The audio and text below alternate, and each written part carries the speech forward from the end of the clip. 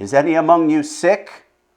Let him call for the elders of the church and let them pray over him, anointing him with oil in the name of the Lord.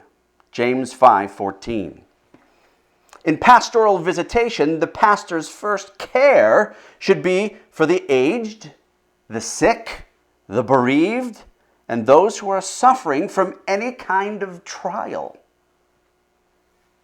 Ministers should not think of visitation in this way as some kind of task or difficult work, or even simply a duty, but esteem it a privilege and seek to lift up them that are bowed down.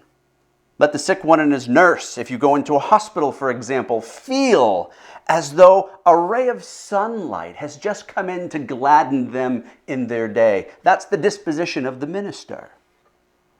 It's a great mistake to undervalue the visitation of your people. William Taylor said, "The pulpit is your throne, no doubt, but a throne is stable only when it rests on the affections of the people, and to get their affections, you must visit them, counsel them in their dwellings." Visits ought never to be long. Keep in mind that to slight the pulpit and visit is to also neglect a duty.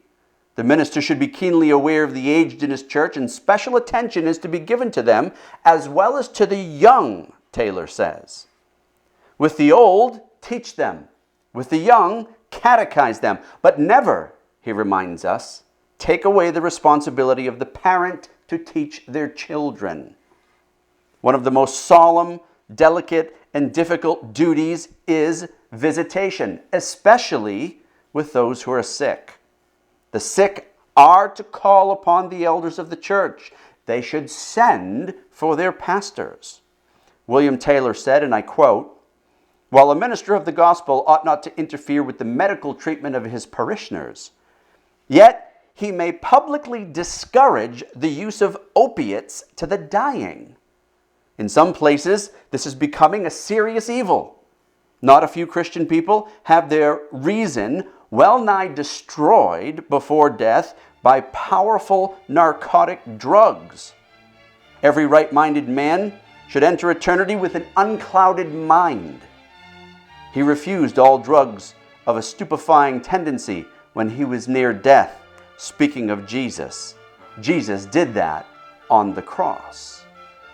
Among the sick, the minister must deal with burdened consciences, skepticism, and conviction for sin.